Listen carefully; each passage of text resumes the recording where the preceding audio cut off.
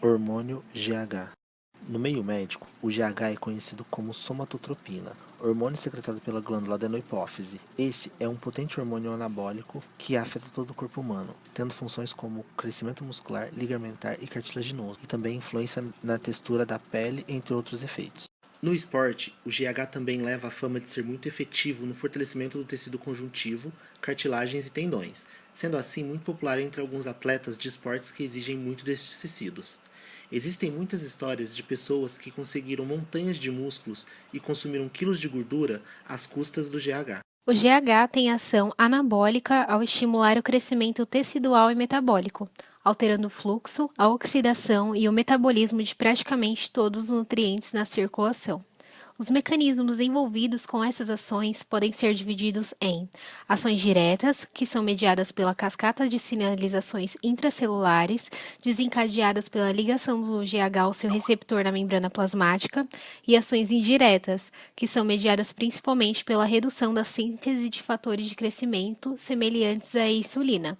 Após a ligação do GH ao seu receptor, ocorre a dimerização do GHR, fato este essencial para a transdução de sinal intracelular, que se inicia a partir da fosforilação de um resíduo de tirosina por meio de proteínas acopladas ao GHR, como a JAK2. Uma vez que o GHR está fosforilado, diversas proteínas intracelulares podem se ligar a ele, resultando em fosforilação das mesmas. Essas proteínas fosforiladas, por sua vez, transmitem o sinal do GH dentro da célula. Entre os principais fatores celulares ativados pelo GH estão a família de proteínas conhecidas como SAT, que, após a fosforilação, migram para o núcleo da célula para regular a expressão dos genes alvos do GH. Assim, parte considerável dos efeitos metabólicos do GH ocorre por meio de modulação de expressão gênica. Este fato é relevante para a condição do exercício físico, pois mudanças na expressão gênica levam vários minutos ou até algumas horas para que seus efeitos sejam plenamente detectados. O GH possui como efeito indireto a modulação da síntese de IGF-1. Antigamente era chamada de somatomedicina C, que é o grande mediador dos efeitos anabólicos do GH,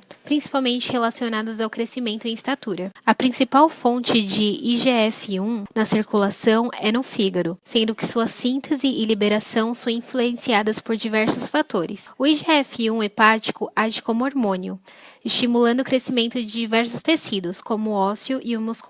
Atualmente, sabe-se que diversos tecidos são capazes de sintetizar fatores de crescimento locais, incluindo o IGF-1. Nesse caso, o IGF-1, de origem extrahepática, tem ação predominantemente autócrina e parácrina. Todavia, o GH também influencia a expressão do IGF-1 extrahepático e de outros fatores de crescimento locais.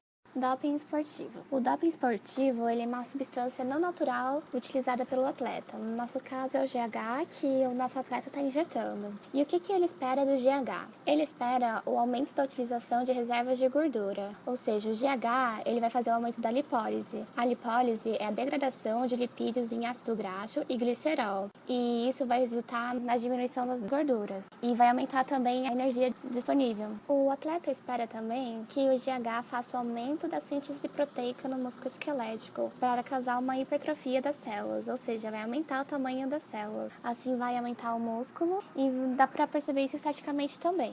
O GH ele também causa o aumento da capacidade de reposição de danos musculares, uma vez que ele acelera a regeneração. Ou seja, quando o atleta ele faz muito exercício físico, ele acaba afetando a fibra muscular. E o GH vai fazer a reposição mais rápida disso porque ele faz a regeneração.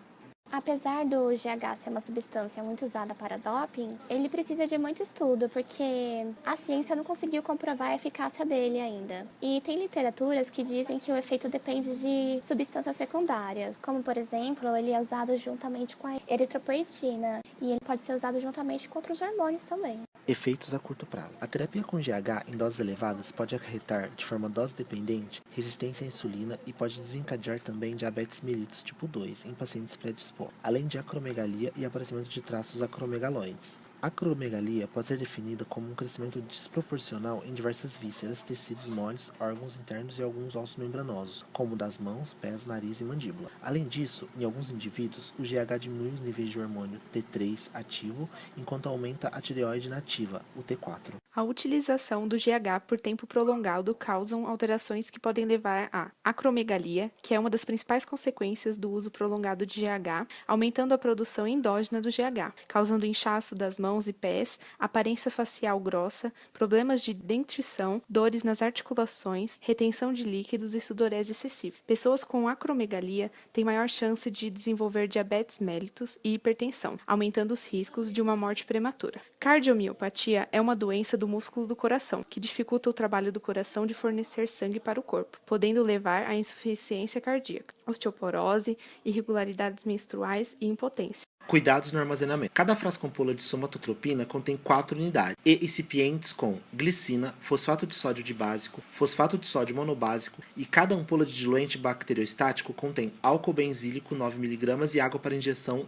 de 1 ml. Antes da reconstituição, a somatotropina em frasco-ampola e o diluente são estáveis quando estocados em 2 e 8 graus Celsius, para evitar o congelamento do diluente bacteriostático, assim como a exposição à luz solar. Após a reconstituição, uma vez reconstituída, a solução de somatotropina pode ser estocada por até 14 dias, entre 2 a 8 graus Celsius, evitando assim a exposição da luz solar direta. A somatotropina pode ser administrada de 2 jeitos. Intramuscular, onde a agulha e a seringa vão entrar numa angulação de 90 graus, passando a epiderme, a derme, a gordura subcutânea e chegando no músculo. Geralmente, essa forma é administrada no músculo deltoide. E a segunda forma é subcutânea, onde a seringa e a agulha vão entrar num ângulo de 45 graus, passando a epiderme, a derme e sendo administrado na gordura subcutânea. Essa forma de administração geralmente é feita na barriga. A administração pode ser feita de forma crescente, de 5 a 8 unidades dia durante 3 meses e meio, ou 2 unidades de GH de manhã e 2 unidades à noite, depois de treinar. Muitos atletas utilizam essas dosagens por meses, chegando em alguns relatos a ciclos de 1 ano sem pausa. Já outros, com doses menores, 2 unidades dia, mas também com longos prazos, entre 2 a 6 meses. Normalmente, alguns atletas utilizam juntamente com doses de GH, 6 unidades, de Ramulin R, que é uma insulina relativamente rápida, com meia-vida de 4 a 6 horas, às 6 da manhã e 4 unidades 8 horas mais tarde, ou depois do treinamento. O diagnóstico pode ser feito pela dosagem por quimioluminescência, tendo como material soro, usando os parâmetros de IGF-1, que é fator de crescimento insulina-cínime, ou a IGF-PB3, que é uma proteína de ligação do fator de crescimento da insulina-cínime. Outro material que pode ser analisado é a urina. No entanto, a única maneira de detectar o GH na urina é usar um imunoteste extremamente sensível para qualificar e quantificar a quantidade total do hormônio na urina. Só que a concentração média na urina pode ser 1000 vezes menor do que no sangue. Considera-se viável fazer um teste de urina para GH na manhã, como um teste de urina sem aviso prévio e fora de qualquer sessão de exercício para outras análises hormonais. Esse pode ser, eventualmente, uma solução para rastreio eficaz. Uma outra técnica que pode ser utilizada é a técnica de biologia molecular, pelo método de PCR, que é a reação em cadeia de polimerase, que pode usar materiais corpóreos como fio de cabelo e pedaço de unha. Os atletas usam diversas maneiras para dissimular o uso de substâncias dopantes. Uma das maneiras para burlar o uso dessas substâncias é o uso de substâncias mascarantes. Uma das técnicas para dissimular o uso de substâncias é a utilização de produtos químicos para alterar os resultados dos exames de sangue ou urina, como o detergente. Há também o uso de medicamentos administrados pela via oral para ocultar vestígios de substâncias dopantes na urina. A diluição da urina com o uso de diuréticos ou até mesmo entregando uma amostra de urina limpa de um doador ou em pó, que pode ser autofabricada ou comprada.